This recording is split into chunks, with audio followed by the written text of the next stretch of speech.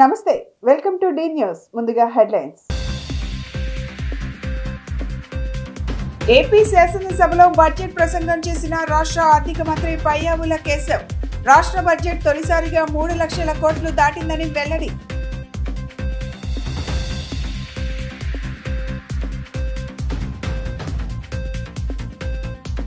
కన్నుల పండుగగా సాగిన ఆది దంపతుల రథ విహారం భక్తుల జయోత్సాహ నినాదం కోలాటాల మధ్య రథోత్సవం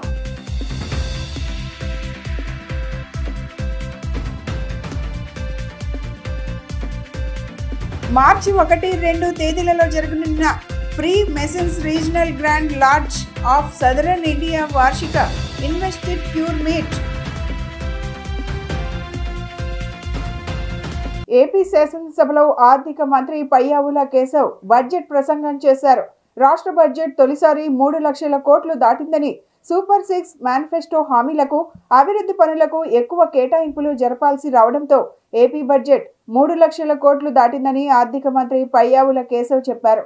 ముఖ్యంగా 2025-26 ఆర్థిక సంవత్సర బడ్జెట్లో సంక్షేమ రంగానికి ప్రాధాన్యత కల్పించామని, సూపర్ 6 సహా మేనిఫెస్టోలో హామీల అమలుకు 2025-26 బడ్జెట్లో పెద్దపీట వేస్తున్నామన్నారు. 2025-26 ఆర్థిక సంవత్సరానికి సంబంధించిన బడ్జెట్లను అసెంబ్లీ సమావేశాలలో ఆర్థిక మంత్రి పయ్యావుల కేశవ్ ప్రకటించారు. అన్నదాత సుఖీభవ కింద ప్రతి రైతుకు 20,000 ఇచ్చేలా కేటాయింపులు చేశారు. తల్లికి వందనం పథకం కింద కుటుంబంలో చదువుకునే ప్రతి విద్యార్థికి 15,000 ఇవ్వనున్నారు. ప్రభుత్వ, ప్రైవేట్ స్కూళ్లలో చదివే విద్యార్థులకు తల్లికి వందనం వర్తించనుంది. 1 నుండి 12వ తరగతుల విద్యార్థులకు తల్లికి వందనం స్కీమ్ వర్తించనుంది. స్కూళ్లు తెరిచే నాటికి తల్లికి వందనం పథకం అమలు చేసేలా ప్రణాళికలు రూపొందించారు.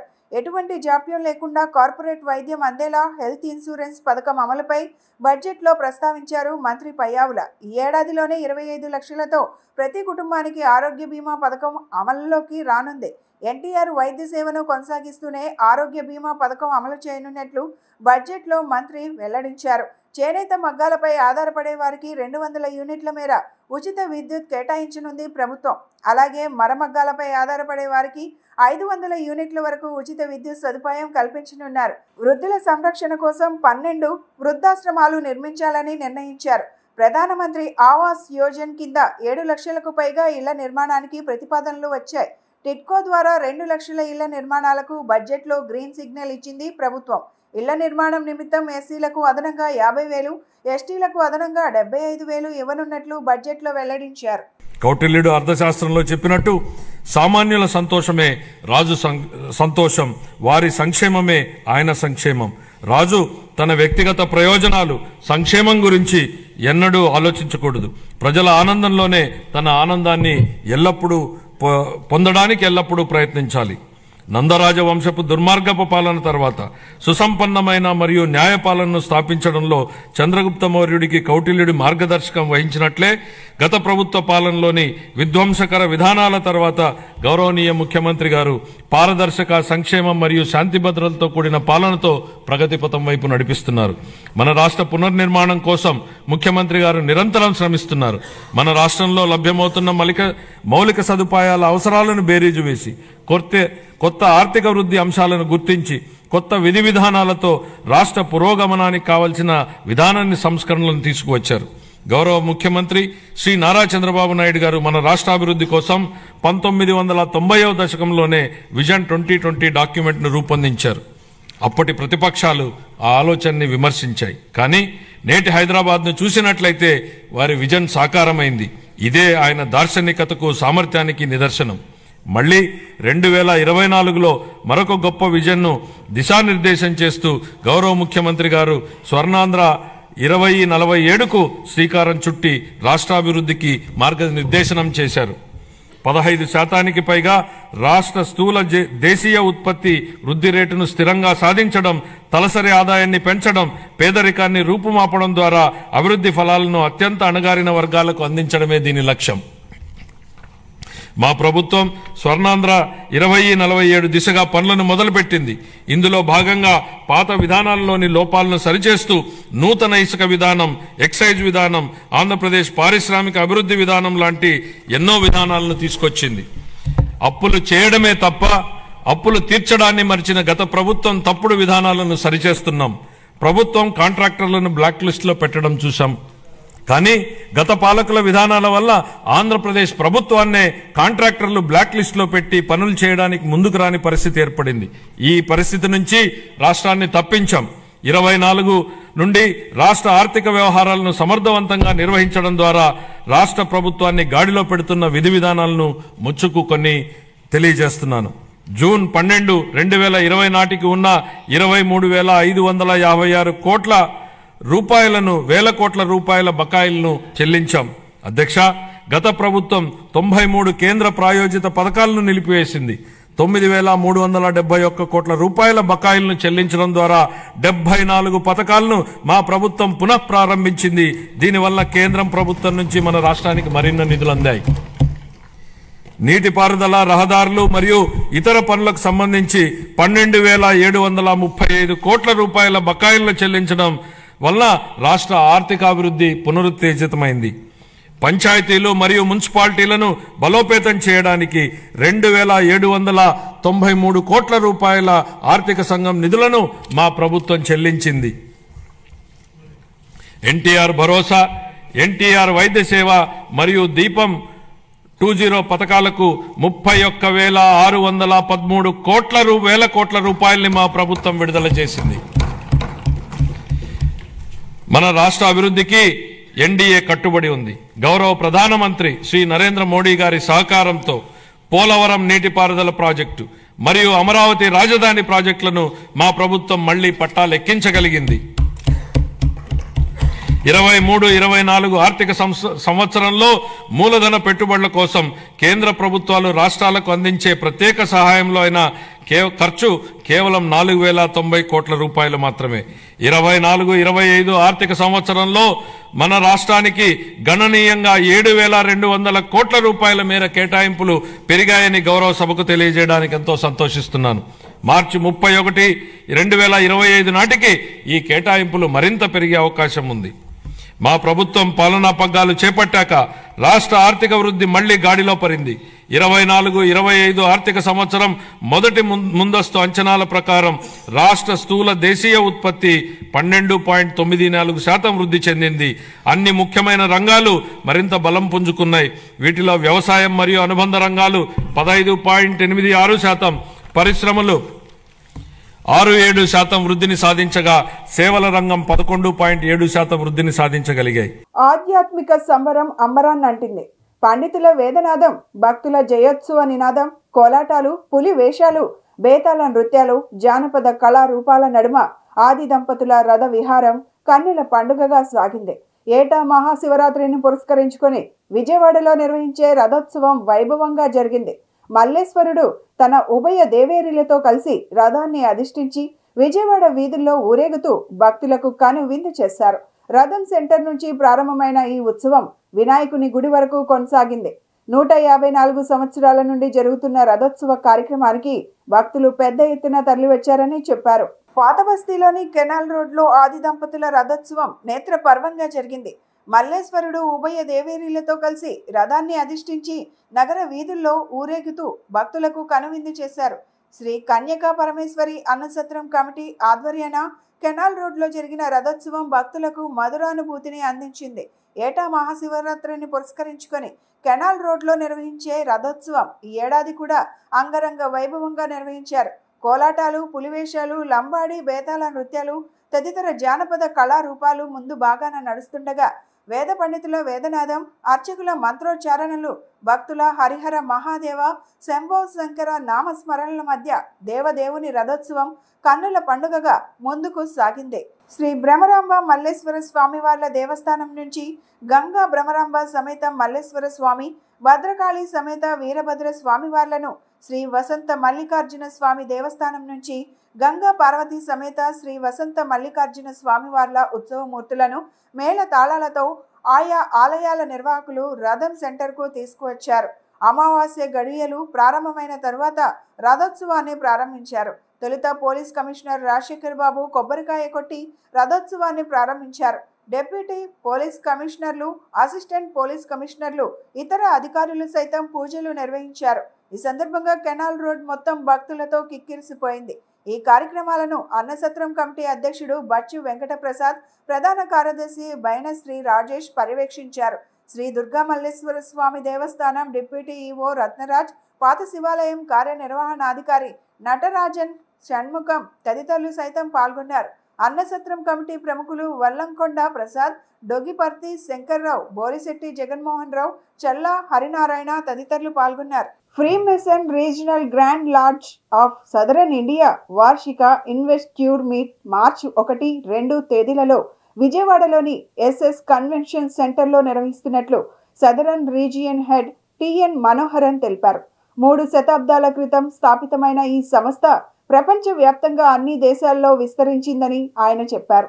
సోదరభావం, సమాజ సేవ ప్రధాన ఆశయాలుగా పనిచేస్తున్న ఫ్రీమేషన్స్లో కుల మతాలకు అతీతంగా సామాజిక సేవ కార్యక్రమాలు నిర్వహిస్తుంటామని వివరించారు. 2 రోజుల పాటు కొనసాగే ఈ సమావేశాలకు దేశవ్యాప్తంగా 1100 మంది ప్రతినిధులు హాజరవుతున్నట్లు చెప్పారు. బందర్ రోడ్ వైవీరావు హాస్పిటల్ రోడ్లోని జిఆర్టీ హోటల్లో ఏర్పాటు చేసిన విలేకరుల సమావేశంలో freemasons regional grand lodge southern region head TN Manoharan మాట్లాడుతూ తమ ఫ్రీమేషన్స్ లాడ్జ్ వార్షిక సమావేశాల గురించి సమగ్రంగా వివరించారు.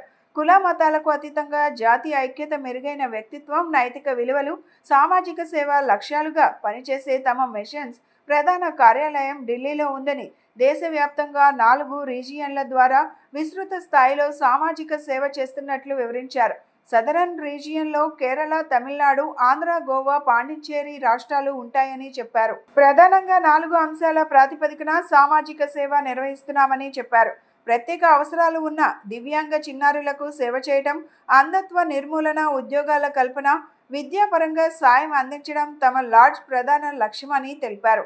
ముఖ్యంగా డ్రాప్అవుట్స్ను గుర్తించి వారికి ఇంజనీరింగ్, మెడిసిన్ వంటి ఉన్నత విద్య చదివించే బాధ్యతను తమ క్లబ్ తీసుకుంటుందని తెలిపారు. అద్దె భవనాల్లో నిర్వహిస్తున్న చోట నూతన భవన నిర్మాణాలకు ఏర్పాట్లు చేస్తున్నామని చెప్పారు. కేవలం పురుషులు మాత్రమే సభ్యులుగా ఉండే తమ ఫ్రీమేషన్స్లో కుటుంబ సంబంధాలు మెరుగుపరిచేందుకు తరచూ గెట్ టుగెదర్ ఏర్పాటు చేస్తున్నామని తెలిపారు. తమ సంస్థ ఆధ్వర్యంలో వాటర్ ప్రాజెక్టులు చేపట్టామని, విద్యార్థులకు ఉన్నత విద్య అందించేందుకు సభ్యుల నుండి పెద్ద ఎత్తున విరాళాలు వస్తాయన్నారు. ఇప్పటికీ 15 మంది విద్యార్థులకు వారి చదువు ముగిసే వరకు పూర్తి స్థాయి సాయం అందించామన్నారు. జూన్ 24న బ్రదర్హుడ్ డే నిర్వహిస్తున్నామని, ఆ రోజు మొసానిక్ వాగ్దాన్ చేపట్టామని చెప్పారు. విపత్తుల సమయంలో తమ ఫ్రీమేషన్స్ ద్వారా పెద్ద ఎత్తున సేవా కార్యక్రమాలు నిర్వహించినట్లు మనోహరన్ వివరించారు. Organising committee chairman Amarnath, regional secretary V Sivakumar తదితరులు మాట్లాడుతూ సమాజంలో జాతీయ భావం, సౌభ్రాతృత్వం పెంచే విధంగా కృషి చేస్తున్నామని చెప్పారు. విజయవాడలో నిర్వహిస్తున్న వార్షిక సమావేశాల ద్వారా కొత్తగా పదవులు చేపట్టబోయే వారికి ఓరియంటేషన్ తరగతులు నిర్వహిస్తున్నట్లు వివరించారు.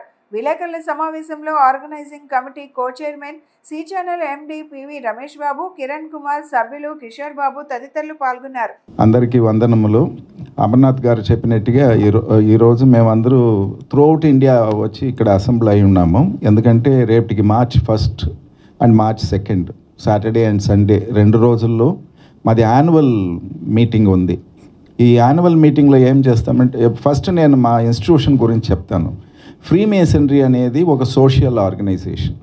అది త్రూఅవుట్ ప్రపంచం అంతా ఉంది, అన్ని కంట్రీస్లోనూ ఉంది. ఇది 300 years ఓల్డ్ ఇన్స్టిట్యూషన్. సో యుఎస్లో, యూరోప్లో, అదర్ కంట్రీస్లో ఉంది. ఇండియాలో వచ్చి మొదల్లో లాడ్జ్ హ్యాంకర్ అండ్ హోప్ అట్లనేసి ఒక పేర్లోదా లాడ్జ్ స్టార్ట్ చేశాము. దాంట్లో స్వామి వివేకానంద, ఆయన రియల్ నేమ్ వచ్చి నరేంద్రనాథ్ దత్త. సో ఆయన మెంబర్. సో స్వామి వివేకానంద వచ్చి ఫ్రీమేసన్. సో ఇది జస్ట్ ఫర్ పబ్లిక్ అండర్స్టాండింగ్ వచ్చి ఎట్లా అంటే, ఇది ఒక సోషల్ ఆర్గనైజేషన్ వచ్చి రోటరీ లైన్స్ అదంతా ఉంది కదా, అది మరి ఫ్రీమేసనరీ ఒక సోషల్ ఆర్గనైజేషన్. బట్ దీంట్లో సెరమనీస్ ఉంటుంది, రిచువల్స్ ఉంటుంది, మీటింగ్స్కి ఒక పద్ధతులు ఉంటుంది, ఇట్లా జరిపించాలి అట్లనేసి. అండ్ దీంట్లో వచ్చి అబ్జెక్టివ్ ఏమంటే fatherhood of God and brotherhood of man అని చెప్తాం. సో క్రియేటర్, మన ఫెయిత్ ఇన్ గాడ్ దీనికి చాలా ముఖ్యం. దేవుడు భక్తి నమ్మిక ఉండేవాళ్ళే దీంట్లో జాయిన్ అవుతారు. గ్రాండ్ లాడ్జ్ ఆఫ్ ఇండియా అనేది free masonry all India organisation. ఈ గ్రాండ్ లాడ్జ్ ఆఫ్ ఇండియా కింద ఇప్పుడు వారు పెద్ద ఆయన చెప్పినట్లుగా 500 లాడ్జెస్ ఉన్నాయి. మేము క్లబ్ని లాడ్జ్ అంటాం. రోటరీ ఇంటర్నేషనల్ లాగో, లయన్స్ ఇంటర్నేషనల్ లాగో మాకు గ్రాండ్ లాడ్జ్ ఆఫ్ ఇండియా 1960 నుంచి వర్క్ చేస్తుంది. ప్రీవియస్గా గ్రాండ్ లాడ్జ్ ఆఫ్ ఇంగ్లాండ్ అని ఉండేది, మారి 1960 నుంచి గ్రాండ్ లాడ్జ్ ఆఫ్ ఇండియా. 500 లాడ్జ్లు మా కింద ఉన్నాయి. గ్రాండ్ లాడ్జ్ ఆఫ్ ఇండియా కాన్ఫరెన్స్లు సంవత్సరానికి ఒక్కసారి భారతదేశం పర్యంతం, ఒక్కొక్కటి ఢిల్లీలో, కలకటాలో, బెంగళూరులో, మెడ్రాస్లో ఎలా జరుగుతాయో దక్షిణ భారతదేశంలో regional grand lodge of southern India పేరిట సంవత్సరానికి 2 సార్లు జరుగుతాయి. మొదటి దాన్ని యాన్యువల్ ఇన్వెస్టిట్యూర్ మీట్ అంటాం, రెండో దాన్ని హాఫ్ ఇయర్లీ మీట్ అంటాం. 6 నెలలకు ఒకసారి దక్షిణ భారతదేశంలో ప్రధాన నగరాల్లో చేస్తూ ఉంటారు. అండ్ నేను సగర్వంగా చెప్తున్నాను, it is a magnanimity of our right worshipful Manoharan sir. Madras, Bengaluru, Trivandrum లాంటి కాస్మోపాలిటన్ సిటీస్ని కాదని విజయవాడ లాంటి పట్టణాన్ని ఎంకరేజ్ చేయడానికి కారణం ఏంటంటే ఇక్కడ ఫ్రీ మ్యాసనరీ ఇంకా డెవలప్ చేయడానికి. దానికి మేము ఎంతైనా కృతజ్ఞులు అయి ఉంటాం వారికి. చాలా సంవత్సరాల తర్వాత మాకు అవకాశం వచ్చింది. మా శాయశక్తుల ఈ కార్యక్రమాన్ని జయప్రదం చేయడానికి ప్రయత్నిస్తున్నాం. బ్రీఫ్గా ఇదే నేను చెప్పదలుచుకున్నాను. Thank you. బడ్జెట్ కేటాయింపుల్లో తీవ్ర అన్యాయం చేశారని మాజీ మంత్రి బొత్స సత్యనారాయణ మండిపడ్డారు. కూటమి ప్రభుత్వం ప్రజలను వంచిందని ధ్వజమెత్తారు. కూటమి నేతలు హామీలను విస్మరించారని ఆరోపించారు. అన్ని వర్గాల ప్రజలను మోసం చేశారు అని విమర్శించారు. కూటమి ప్రభుత్వం బడ్జెట్తో ఎవరికి ప్రయోజనం లేదన్నారు. రైతులు, మహిళలు, యువత అన్ని వర్గాలను విస్మరించారు. ధరల స్థిరీకరణ కోసం తమ ప్రభుత్వం 3,000 కోట్లు కేటాయించింది. కూటమి ప్రభుత్వం కేవలం 300 కోట్లు మాత్రమే పెట్టిందని బొత్స సత్యనారాయణ ఆగ్రహం వ్యక్తం చేశారు.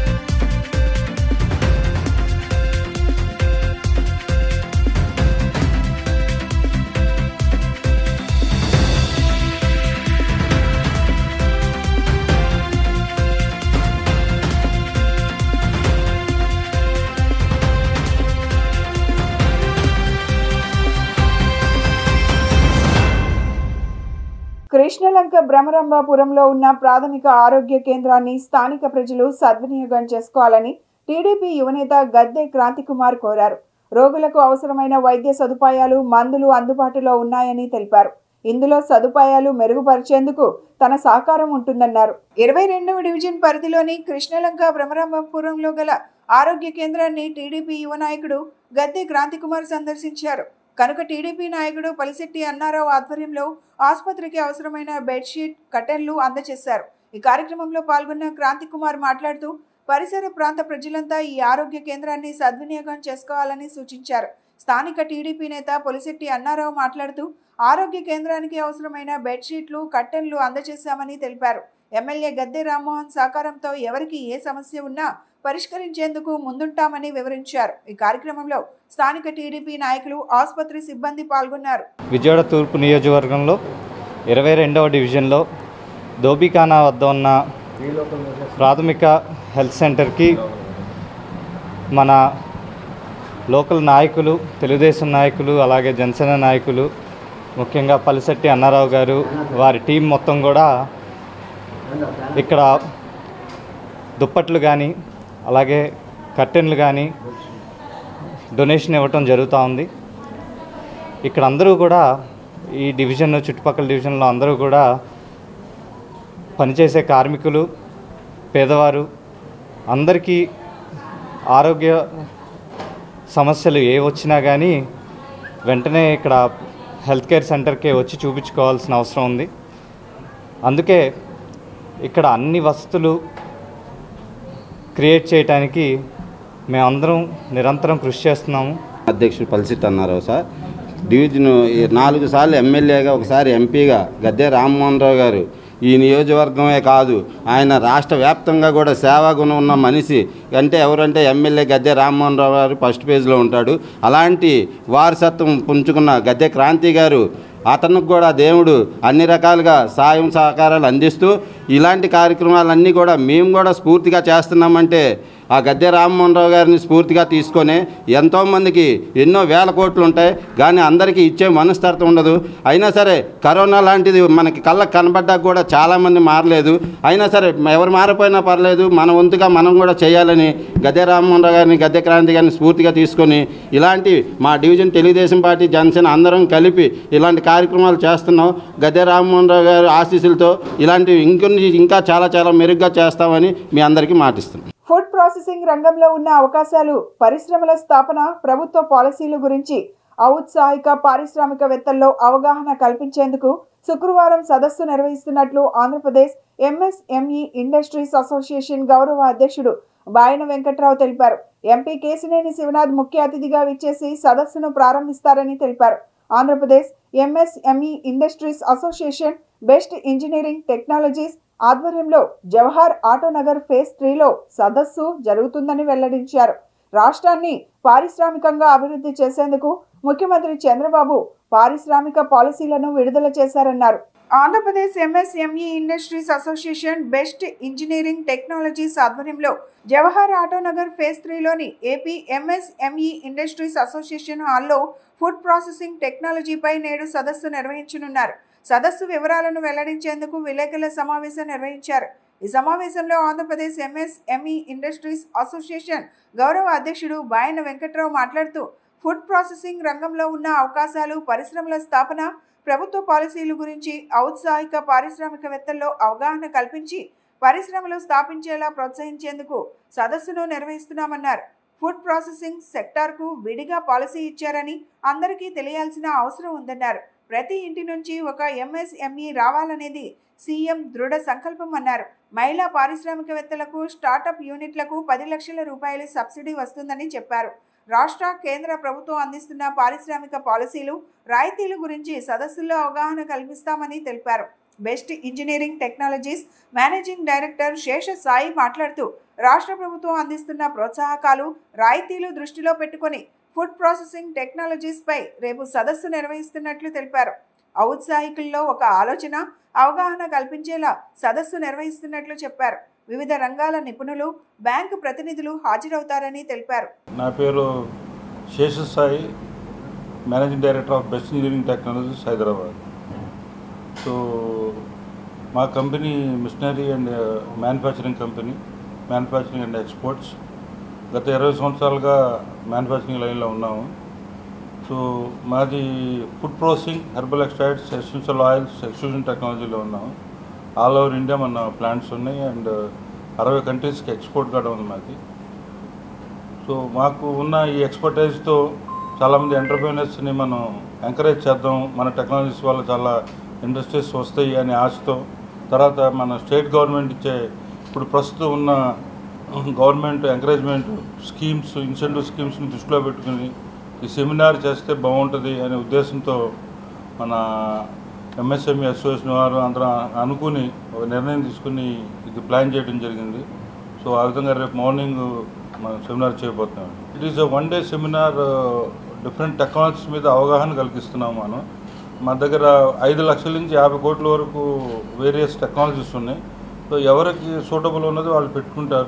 మనం ఒక క్రియేట్ చేస్తే, ఆలోచన క్రియేట్ చేసి, కాన్సెప్ట్ క్రియేట్ చేసి అసలు ఏమేమి టెక్నాలజీస్ ఉన్నాయి, ఏ రేంజ్లో ఉన్నాయి అనేది మనం తెలియజేస్తే వాళ్ళకు ఒక ఐడియా వస్తుంది. దాన్ని బట్టి వాళ్ళు ప్లాన్ చేసుకుంటారు అనేది మా ఆలోచన అన్నమాట. సో ఆ ఉద్దేశంతో రేపు మార్నింగ్ స్టార్ట్ చేసి ఇది ఫుల్ డే సెమినారు. ఈ సెమినార్లో డిఫరెంట్ టెక్నాలజీ గురించి మనం వివరిస్తాము. పేరు AP MSME industries association honorary ప్రెసిడెంట్ని. AP MSME industries association best engineering manufacturing company రెండు కలిపి ఫుడ్ ప్రాసెసింగ్ ఆపర్చునిటీస్ అనే సబ్జెక్ట్ మీద రేపు సెమినార్ కండక్ట్ చేస్తున్నాము. దీనికి కేశినేని శివనాథ్ గారు, ఎంపీ గారు ఇనాగరేషన్ ఫంక్షన్కి వస్తున్నారు. కొట్లూరు భాస్కర్ రావు గారు ఏపీ ఛాంబర్ ఆఫ్ కామర్స్ నుంచి ఫుడ్ ప్రాసెసింగ్ సెక్టార్లో ఎక్స్పర్ట్ అయిన వారేమో కీనోట్ అడ్రస్ చేయడానికి వస్తున్నారు. అట్లాగే AP food process society development society CEO గారు, ఎంఎస్ఎంఈ సెక్టార్ నుంచి సిఇఓ గారు, విశ్వ గారు అందరూ వస్తున్నారండి. దీనిలో ప్రధానంగా ఏంటంటే గౌరవ ముఖ్యమంత్రి గారు పారిశ్రామికీకరణగా ఈ ఆంధ్రప్రదేశ్ రాష్ట్రాన్ని తీసుకెళ్లాలనేటువంటి ఒక సదుద్దేశంతో ఇండస్ట్రియల్ పాలసీస్ అన్నీ కూడా రిలీజ్ చేయడం వచ్చింది. అదే సమయంలో ఫుడ్ ప్రాసెసింగ్ సెక్టార్కి సెపరేట్గా పాలసీని ఇచ్చారు.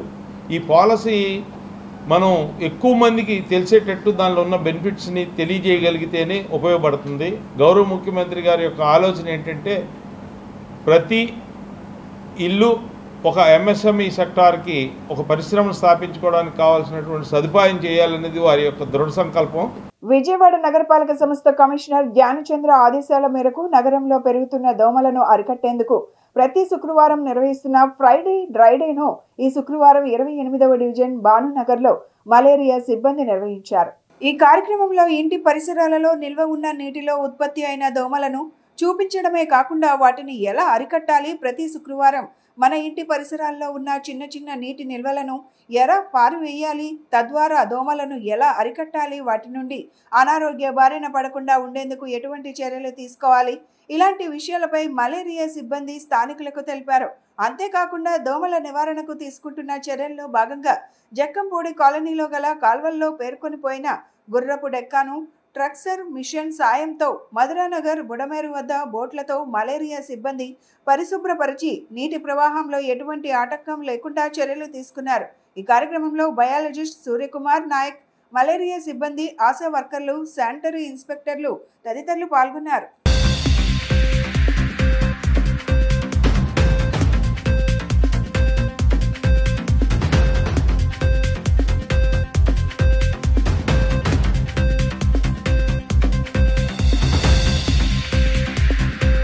కేంద్రంలో ఉన్న మోడీ ప్రభుత్వం వ్యవసాయాన్ని సైతం కార్పొరేట్ల కంపెనీలకు కట్టబెట్టేందుకు కుట్ర చేస్తున్నాడని రాష్ట్ర రైతు సంఘాల సమన్వయ సమితి కన్వీనర్ వడ్డే శోభనాద్రీశ్వరరావు ఆరోపించారు. దేశవ్యాప్తంగా ఉన్న అటవీ, బంజర, దేవస్థాన భూములను పేదలకు పంపిణీ చేయాలని డిమాండ్ చేశారు. అఖిల భారత రైతు కూలీల సంఘాల ఆధ్వర్యంలో ఎంబీవీకే భవన్లో రాష్ట్ర సదస్సు నిర్వహించారు. ఈ కార్యక్రమానికి ముఖ్య అతిథిగా రాష్ట్ర రైతు సంఘాల సమన్వయ సమితి కన్వీనర్ వడ్డే శోభనాద్రీశ్వరరావు పాల్గొన్నారు. ఈ సందర్భంగా ఆయన మాట్లాడుతూ దేశ ఆర్థిక వ్యవస్థకు పట్టుకొమ్మగా ఉన్న వ్యవసాయ రంగాన్ని సైతం కార్పొరేట్ వ్యక్తులకు మోడీ ప్రభుత్వం కట్టబెడుతుందని విమర్శించారు. ఆర్థిక మంత్రి నిర్మలా సీతారామన్ ప్రవేశపెట్టిన బడ్జెట్ వ్యవసాయాంగానికి కేవలం 2.51% కేటాయించడం అంటే చాలా దుర్మార్గమన్నారు. వ్యవసాయ రంగానికి కనీసం 10% నిధులు కేటాయించాలని డిమాండ్ చేశారు. రాష్ట్రంలో ఉన్నటువంటి కూటమి ప్రభుత్వం రైతాంగ సమస్యలను పరిష్కారం చేస్తామని ఎన్నికల సమయంలో హామీ ఇచ్చి ప్రభుత్వం వచ్చి 8 నెలలు గడుస్తున్నా ఏ ఒక్క రైతుకు ఇప్పటిదాకా న్యాయం చేయలేదు. కేంద్ర రాష్ట్ర ప్రభుత్వాలు వ్యవసాయ రంగ, వ్యవసాయ కూలీలు, కౌలు రైతులు ఎదుర్కొంటున్నటువంటి అన్ని సమస్యలు కూడా పరిష్కారం చేయాలని డిమాండ్ చేశారు. తమ సమస్యలను పరిష్కరించని ఎడల రాబోయే రోజుల్లో పెద్ద ఎత్తున ఉద్యమాలకు శ్రీకారం చుడతామని హెచ్చరించారు. తంత్రాలు కల్పించబడింది, కానీ ఇవాళ దానికి భిన్నంగా పరిస్థితులు జరుగుతూ ఉన్నాయి. ఈ దేశంలో ఉన్నటువంటి సహజ వనరులు, సంపద మొత్తం ఈ దేశంలో ఉన్న ప్రజలందరికీ ఉపయోగపడాలి, ప్రజలందరూ కూడా సుఖశాంతులతో వర్ధిల్లాలి అని చెప్పి ఆ స్వాతంత్ర సమర యోధులు కోరుకుంటే, ఇవాళ చాలా ఆశ్చర్యకరమైన విషయం ఏంటంటే, ఈరోజే మీరు పత్రికలో చూసుంటారు బహుశా, నెల్లూరు జిల్లా కావలి మండలం ఆ గ్రామం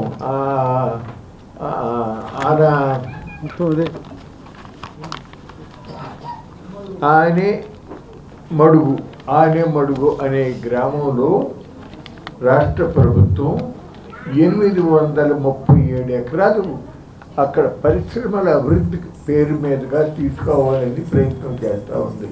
అఖిల భారత రైతు కూలీ సంఘం రాష్ట్ర ప్రధాన కార్యదర్శి ఈరోజు ఏకేఎంఎస్ ఆంధ్రప్రదేశ్ రాష్ట్ర కార్యవర్గం ఆధ్వర్యంలో భూమి సమస్యలపై రాష్ట్ర సదస్సును విజయవాడ ఎంబీవీకే భవనంలో నిర్వహించడం జరుగుతూ ఉంది. ముఖ్యంగా దేశవ్యాప్తంగా సీలింగు, మిగులు, బంజరు, దేవస్థానం, ధర్మాదాయ భూముల్ని, ఫారెస్ట్ భూముల్ని పేదలకు పంపిణీ చేయాలని అఖిల భారత రైతు కూలీ సంఘం డిమాండ్ చేస్తూ ఉంది. మరీ ముఖ్యంగా కేంద్రంలో ఉన్న మోదీ ప్రభుత్వం వ్యవసాయ రంగాన్ని కార్పొరేట్ శక్తులకి అప్పగించడానికి కుట్ర చేస్తూ ఉంది. అదానీ, అంబానీలకి వ్యవసాయ రంగానికి అప్పగించడానికి ఈరోజు పెద్ద ఎత్తున చట్టాల్లో కూడా మార్పులు తీసుకొస్తున్నటువంటి పరిస్థితులు ఉన్నాయి. ముఖ్యంగా నిర్మలా సీతారామన్ ప్రవేశపెట్టినటువంటి బడ్జెట్ ఏదైతే ఉందో కేవలం వ్యవసాయ రంగానికి 2.51% కేటాయించడం అంటే చాలా దుర్మార్గం. ఈ బడ్జెట్లో వ్యవసాయ రంగానికి కనీసం 10% నిధులు కేటాయించాలని అఖిల భారత రైతు కూలీ సంఘం మేము డిమాండ్ చేస్తూ ఉన్నాం. అదే క్రమంలో ఈ రాష్ట్రం ఉన్నటువంటి చంద్రబాబు కూటమి ప్రభుత్వం రైతాంగానికి అనేక రకాలైనటువంటి సమస్యలన్నీ కూడా పరిష్కారం చేస్తామని హామీని ఇచ్చినటువంటి ప్రభుత్వం. గన్నవరం మాజీ ఎమ్మెల్యే వల్లభనేని వంశీకి ఆస్తమా వస్తుందని ఆయన సతీమణి పంకజశ్రీ పేర్కొన్నారు. శుక్రవారం మాజీ ఎమ్మెల్యే వంశీతో ఎర్రగుండపాలెం ఎమ్మెల్యే తాడిపత్రి చంద్రశేఖర్ ములాఖాత్ అయ్యారు. వంశీ భార్య మాట్లాడుతూ నిన్న కోర్టుకు వచ్చినప్పుడు కూడా నీరసంగా ఉన్నారని, ఆయన హైట్ గా ఉండే మనిషి 6/4 రూమ్ లో ఉండటం కష్టమన్నారు. కనీసం కూర్చోవడానికి ఒక చైర్ కూడా ఇవ్వటం లేదని వాపోయారు. మీ సోదట్ మీకు ఎవరైనా ఒకళ్ళు తోడుండేటట్టుగా అని చెప్పారు సార్. చెప్పారు కాబట్టి జడ్జి గారు ఓకే అన్నారు. హెల్త్ ఇష్యూస్ ఉన్నాయని చెప్పారు. ఎందుకంటే అలోన్గా ఉన్నప్పుడు ఆస్మా వచ్చి, కాఫ్ వచ్చి తనకి సీజర్స్ వస్తుంది. అంటే 22 hours కన్ఫైన్మెంట్లో పెడుతున్నారు కదా, అట్లా పెట్టినప్పుడు ఆటోమేటిక్గా ఆ ఫోబియా ఉన్నప్పుడు అలా వస్తుంది. కాబట్టి అలా వస్తుందని చెప్తే ఆయన కన్సిడర్ చేసి ఈ రోజుకి నేను ఇలా చేస్తాను, నేను టెంపరీ కాబట్టి మీరు పెటిషన్ వేసుకోండి అన్నారు. అలానే వేసి మనం ఏం ఇబ్బందులు ఏం లేవు. అదే చెప్పారు కదా, ఈ కేసుకి సంబంధించినవి కాకుండా ఏవేవో వేరే అడిగారని చెప్పారు అంతే. వల్లభనేని వంశీ గారిని మేము మొదటి నుంచి చెప్తుందే కదా, ఏ కేసుల్లో కూడా నిజాలేం లేవు. ఎలా అయినా వంశీ గారిని కొంతకాలం అయినా జైల్లో బంధించాలన్న ప్రయత్నమే తప్ప ఇంకేం కాదు. ఇవన్నీ ఒక దాంట్లో బెయిల్ వేసాం. ఇప్పటికి ఎన్ని కేసులు కట్టారో తెలియదు. 10 అంటున్నారు, 8 అంటున్నారు, 9 అంటున్నారు, 11 అంటున్నారు. వాళ్ళ ఇష్టం వచ్చిన సెక్షన్స్ నంబర్స్ చెప్తున్నారు. ఇవన్నీ ఫుల్ ఫైనలైజ్గా వాళ్ళు అవన్నీ ఒకటి సమాచారం తీసుకున్నాం. అన్నీ కలిపి వీ కెన్ ఆల్మోస్ట్ ఇవన్నీ కూడా రేపు కోర్టులో నిలబడేవి కాదు. ఇప్పుడు సత్యవర్ధనం ఎలా అయితే సత్యం ఏసీబీ కోర్టులో చెప్పి SC/ST కేసు ఆ పార్టీ ఆఫీసులో తొలగిపోయిందో భవిష్యత్తులో కూడా అన్నీ అలాగే జరుగుతాయి. కృష్ణలంక ధోబీ ఘాట్లో సదుపాయాలు మరింత మెరుగుపరుస్తామని టీడీపీ నాయకుడు గద్దె క్రాంతికుమార్ తెలిపారు. ఘాట్లో మరో షెడ్డు అవసరమని తమ దృష్టికి తెచ్చారని, ఇంకా ఇతర మౌలిక సదుపాయాల కల్పనకై కూడా దృష్టి సారించామన్నారు. 22వ డివిజన్ పరిధిలోని బ్రహ్మరాంబాపురంలో గల ధోబీ ఘాట్ను టీడీపీ నాయకుడు గద్దె క్రాంతికుమార్ సందర్శించారు. రజకులను కలిసి వారి సమస్యలు అడిగి తెలుసుకున్నారు. అనంతరం ఆయన మాట్లాడుతూ టీడీపీ హయాంలో ధోబీ ఘాట్లో కల్పించిన సదుపాయాలను కూడా వైసీపీ హయాంలో నిర్వహించలేకపోయారన్నారు.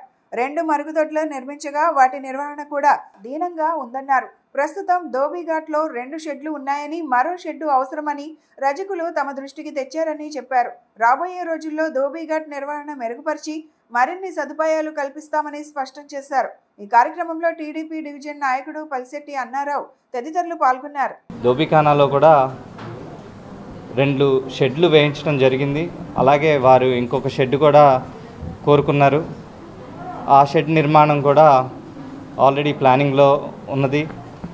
అలాగే ఇప్పుడు లైట్లు లోపల రాత్రిపూట ఆడవారు బట్టలు ఉతుక్కోవడానికి లైట్లు కానీ, అలాగే బాత్రూమ్లు కూడా 2 విమెన్ బాత్రూమ్లు, 2 మేల్ బాత్రూమ్లు 2014-19 మన ప్రభుత్వంలోనే కట్టడం జరిగింది.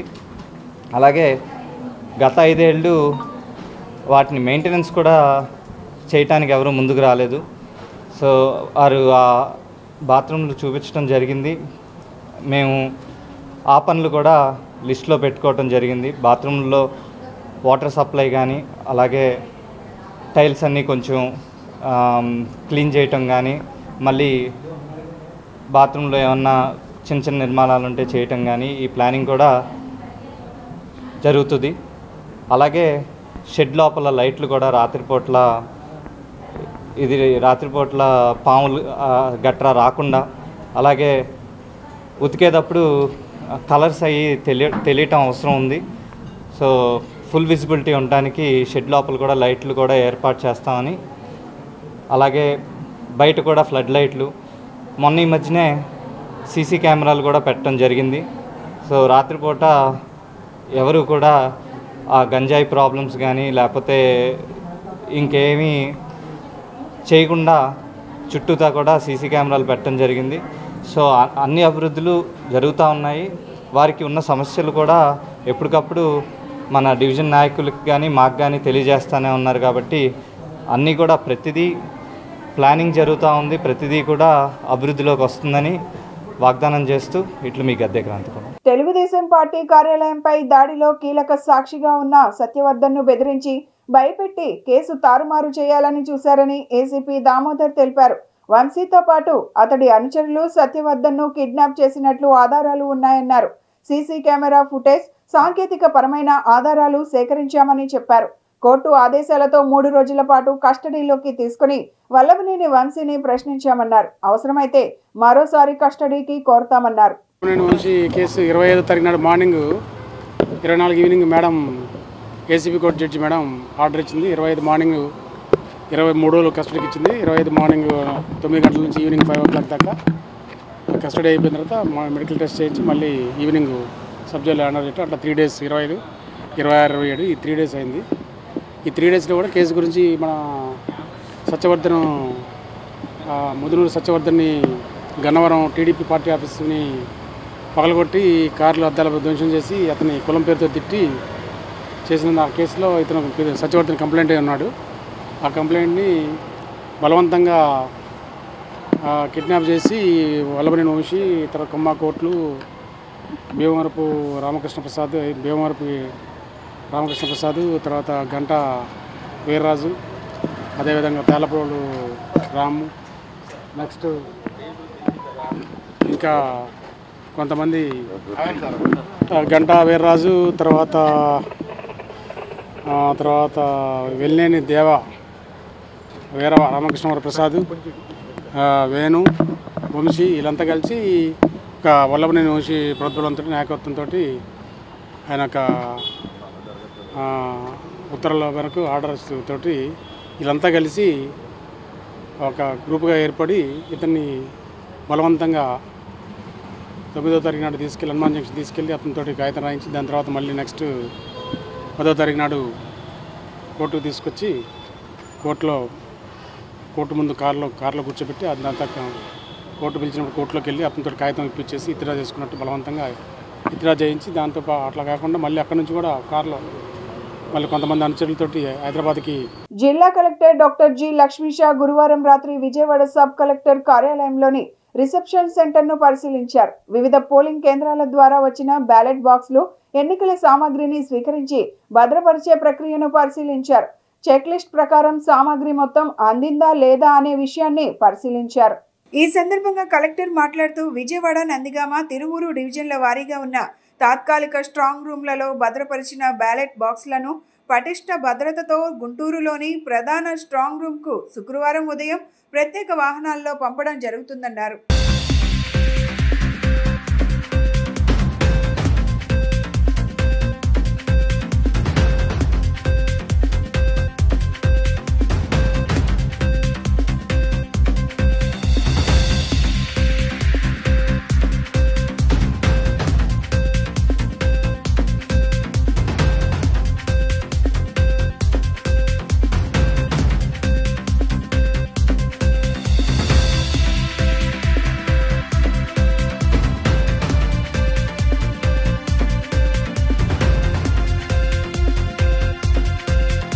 గుంటూరు కృష్ణ కాన్స్టిట్యున్సీలో భాగంగా ఇక్కడ ఎన్టీఆర్ జిల్లాలో ఈరోజు 112 పోలింగ్ కేంద్రాల్లో పోలింగ్ జరిగింది. ఇప్పుడే రిసెప్షన్ కౌంటర్లో ఉన్నాము. ఇక్కడ ఆల్రెడీ రూట్ వారీగా పూల్డ్ అయిన ఏదైతే మిషన్స్ ఇవి ఉన్నాయో, మన బాక్సెస్ ఉన్నాయో, బ్యాలెట్ బాక్సెస్ అవన్నీ తీసుకొచ్చి ఇప్పుడే రిసెప్షన్ కౌంటర్లో ఇక్కడ అన్నీ చెక్ చేసి దాన్ని వెరిఫై చేసి ఇక్కడ టెంపరీ స్ట్రాంగ్ రూమ్లో స్టోర్ చేసి రేపు ఉదయాన్నే అంటే ఇక్కడ టెంపరీ స్ట్రాంగ్ అన్ని బూత్ నుంచి వచ్చిన వెంటనే ఇక్కడ నుంచి మళ్ళీ గుంటూరుకి కౌంటింగ్ సెంటర్కి పంపించడం జరుగుతుంది.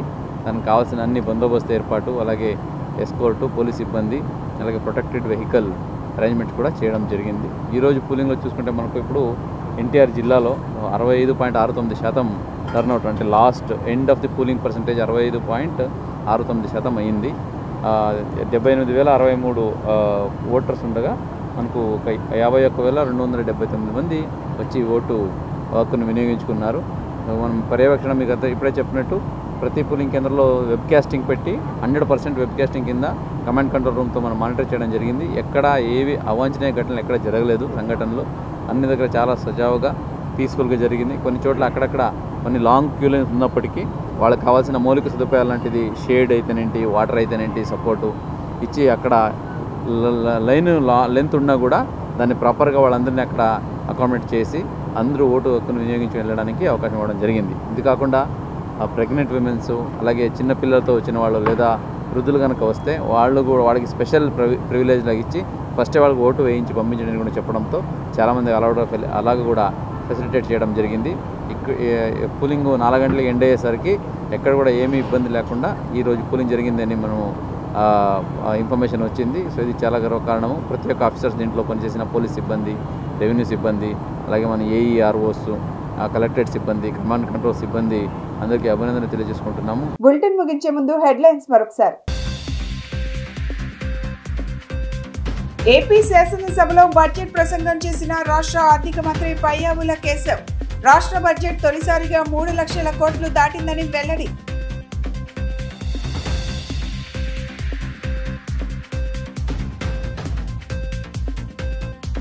కన్నుల పండుగగా సాగిన ఆది దంపతుల రథ విహారం. భక్తుల జయోత్సాహ నినాదం, కోలాటాల మధ్య రథోత్సవం.